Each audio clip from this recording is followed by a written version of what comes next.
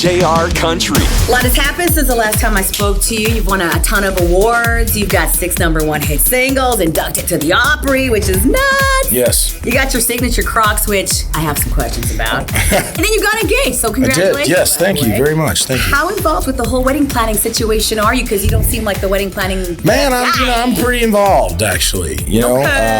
I think sometimes it can be kind of a cop-out for the guy to just go like, I don't want to do anything. What's your favorite part of the whole plan? I'm just excited about all of our friends and family being there. Really, you know what I mean? Like, and making sure everybody has a good time is what I'm more concerned with. I never get to see my friends and family, so anytime they're around is a treat. Did she actually help you quit dipping? Because the last time you were in the studio talking to me, you were dipping hard, and you're like, do you mind if I dip? I don't care. Yeah. But now, did you actually give it up? I did, yeah. Look, so you got my patented Nicorette lozenges here, which are not very good, but they get the job done. So life was really different for you. Like 5 years ago, driving a little rinky-dink car, playing little bars, little pubs, and now you're at stadiums and arenas. Yes. How is it adjusting to this whole fame thing when people are pulling you like 10 different ways? Yeah, I mean, it was pretty tough transition, to be real honest with you. Took a couple years to really get used to. Still, kind of changes every day. I guess you get in more of a routine, and I guess that's kind of the only thing that really helps out is being able to have that consistency of like, well, I know on a show day we're going to do this and this and this and this. And so trying to not have too many different things in there, for me at least, is a really beneficial thing. So when you're here in Vancouver, now, but you've decided to extend your tour day. When do you get to do Luke Combs stuff? Man, probably not till about January, I would think. It's the rest of the year is pretty crazy for us. This is definitely a super long leg, which is great. We're out here playing in some places we haven't been in a couple of years, and so I'm excited to be out here. I noticed that when I go to a lot of shows, people bring a lot of signs. Yes, a lot of signs.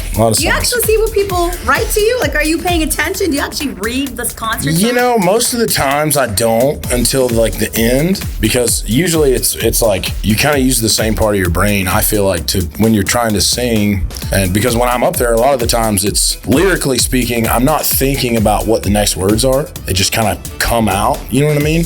And so if I start reading the signs, that kind of breaks that cycle thing for me. So unless it's in between a song or all the way at the end of the set, I really don't have a chance to read them all too often. I want to ask you about your new album that's coming out. What You See Is What You Get. It's out November the 8th. I love the title. Thank you. So what you see is what you get, though. Yeah, that's pretty much it. I think pretty self-explanatory title, no hidden meanings there, really. And that's kind of how we built this thing, is just kind of being open with folks and not acting like we're something that we're not, I guess. So why did you decide to include some of the songs, all of the songs from the EP and then some other bonus songs? Well, I just hadn't put out stuff in a long time. I recorded my first album, probably almost 4 years ago now. And so it's been a long time since I've put any new music out or had any experiences with putting new stuff out. And I honestly kind of just couldn't wait any longer. So I put the EP out, and then we were like, well, let's just put it on front of the album too. It just made sense to me to kind of put them together. And it's just, the first album was just, I think, the best songs that I had written up to that point. And I think this second album is no different. It's just the next group of the best songs that I have. You know what I mean? It's not really a concept or anything crazy like that going on. What is the funniest misheard Luke Combs lyric? Because when Beer Never Broke My Heart came out, our listeners were calling and texting asking, is he saying high school beer?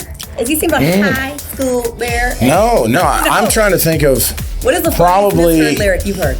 It's probably the bridge of Hurricane, which is like, it's you hit me category 5 with your smile, is the first line of that. And people have a tough time with that. They always, it says, and there's a ton, there's like lyric sites where it's wrong. I get a lot of people that are like, man, you hit me, and then they just kind of leave the words out. They're not there. Like, man, you hit me with your smile. And I'm like, I don't know how they just leave the words out. They eventually figure it out. They figure it out, yep.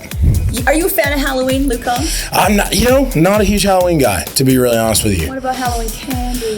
I know it looks like I'm a Halloween candy guy, but if they were giving out hamburgers, I would be all about it. But I'm not much of a candy dude, to be honest with you. Licorice, candy corn. Not really candy corn. Licorice and candy corn, I feel like those are like the worst. Yeah, that's like licorice jelly beans are even lower than regular licorice. That's the first time I heard that one. Yeah. What is your take, Luke Combs, on pumpkin spice? All this pumpkin spice crazy. Not about it. Don't have anything to do with it. I'm a straight up regular coffee guy.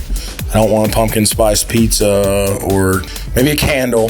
They got pumpkin spice shampoo and like. I know. Yeah, I'm just not about it. I have no desire for pumpkin spice in my world. But I will take a nice candle. I do like a nice candle. I did not. Nice fall scented candle.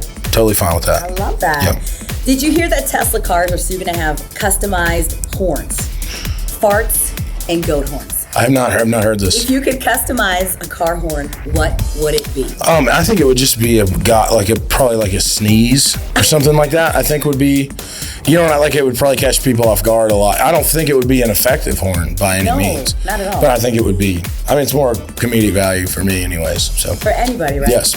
I want to ask you about some New Year's stuff. New Year's questions. Luke Combs, what is one of the biggest challenges you faced this past year? How'd you handle it? Scheduling really is the biggest challenge that we run into. Just having time to do everything that not only that you want to do, but things that people need you to do. It's a pretty interesting challenge. Having time for your life outside of this is a pretty tough thing. I would say that's the most difficult. What was your single biggest time waster in 2019? Single, but travel probably. Just getting wasting time. Just getting to and from places. You know what I mean? I don't mean traveling we're gonna go to the Bahamas for a day. You know what I mean? Like traveling from this place to that place to do this thing, to do that thing is the thing that takes the most time, no doubt. So not Instagram, not Instagram, nope. Coming into the new year, what are you happy to leave behind? Oh man, I'm gonna go again with the schedule. I know it sounds crazy, but having some more free time, having some more time to spend at the house with the animals and stuff is something that I look forward to. So having a bit more of that would be ideal. Maybe that's not leaving anything behind, but I think that's more of a goal for me. Perfect. Thank you. What's up, JR family? This is Luke Combs, and you're listening to my girl Barbara Beam on 93.7 JR Country. JR Country.